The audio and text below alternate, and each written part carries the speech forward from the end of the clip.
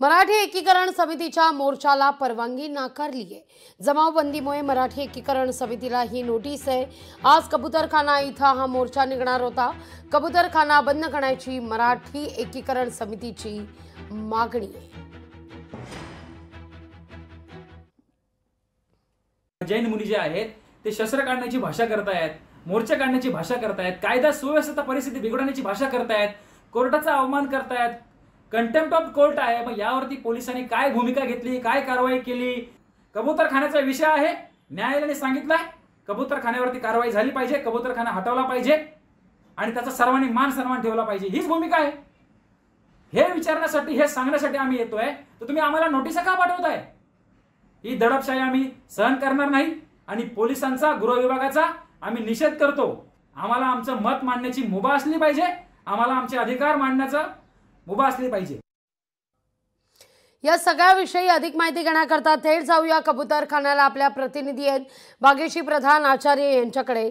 भाग्यश्री, गेले 2 आठवडे मुंबईत कोणती चर्चा होती तर अर्थातच कबूतरखाना संदर्भातली।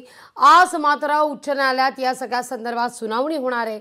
एकीकडे आपण जर पाहिलं तर ललित गांधी यांनी सांगितलेलं आहे आमची भूमिका म्हणजे जैन समाजाची भूमिका ही समन्वयाची असेल। दुसरीकडे निलेश चंद्र विजय जे मुंबईत आलेले होते रविवारी, जैन मुनी आहेत, त्यांचं असं म्हणणं आहे धर्माच्या आड जर कोर्ट येणार असेल तर मात्र प्रसंगी शस्त्र सुद्धा हातात घेऊ। तिथं मराठी एकीकरण समिती सुद्धा या मुद्द्यावर दंड थोपटताना दिसतेय, आंदोलनाच्या पवित्र्यात आहे।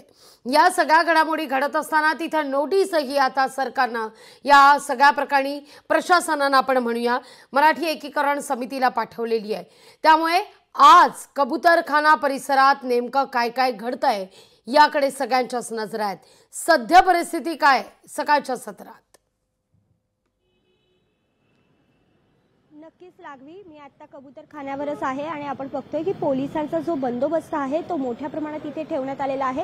खरं तर गेले 4 ते 5 दिवसांपासूनच इथे पोलिसांचा कडक बंदोबस्त लावण्यात आला होता। एक्स्ट्रा फोर्स जो आहे तो देखील मागवलेला होता पोलिसांचा। त्याचं महत्त्वाचं कारण असं होतं की जी ताडपत्री महापालिकेने टाकलेली होती, उच्च न्यायालयाच्या आदेशानंतर ही ताडपत्री महापालिकेने इथे टाकलेली होती, ही ताडपत्री जैन समुदाय तसेच काही पक्षीप्रेमींनी इथून काढून टाकण्यासाठी प्रयत्न केले होते। मोठा राडा, मोठा गोंधळ घातलेला पाहायला मिळाला होता आणि त्याआधी देखील इथे काही प्रमाणात पोलीस होते, कारवाईसाठी हे पोलीस होते, काहींवर गुन्हे देखील दाखल केले।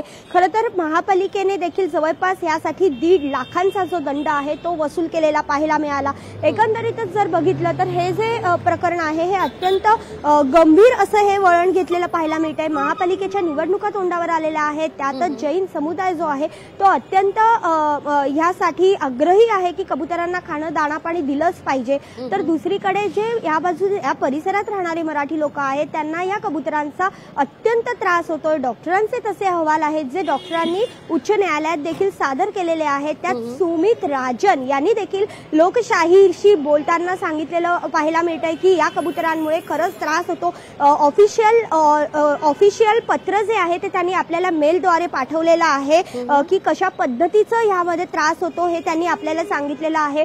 या सगळ्यामुळे आज पुन्हा एकदा उच्च न्यायालयात समिती गठीत करा असं देखील न्यायालयाने सांगितलेलं होतं आणि न्यायालयाने त्यावेळी हे देखील सांगितलेलं होतं की हे काय मी आमच्यासाठी करत नाहीये, लोकांच्या आरोग्यासाठी करतोय आणि लोकांचं आरोग्य हे आमच्यासाठी प्राधान्य असेल असं देखील न्यायालयाने सांगितलेलं होतं। आणि या सगळ्यानंतर आज पुन्हा एकदा 3 वाजता उच्च न्यायालयामध्ये या संदर्भात सुनावणी पार पडते। यावेळेला समिती गठीत होणार आहे। नेमके या समितीमध्ये कोण डॉक्टर असणार आहेत, कोण न्यायाधीश असणार आहेत, निवृत्त न्यायाधीश यांचा देखील एक विचार आहे की नेमकं कोण असतील, यासाठी देखील आग्रही जे पल्लवी पाटील आहेत त्या पाहायला मिळत आहेत। एकंदरीतच आज जर बघितलं तर मराठी एकीकरण समितीवाले देखील मोठ्या प्रमाणात कबूतरखान्याकडे येण्याचा इशारा त्यांनी दिलेला होता। ज्यांना जमावबंदी असल्याच्या नोटिसा पोलिसांनी पाठवलेल्या होत्या तरी देखील ते इथे येणार असल्याची माहिती काल गोवर्धन देशमुख यांनी दिलेली होती। त्यामुळे आज हे सगळं बघणं खूप महत्त्वाचं ठरणार आहे। अगदी भाग्यश्री, या सुनावणीच्या पार्श्वभूमीवर खरं तर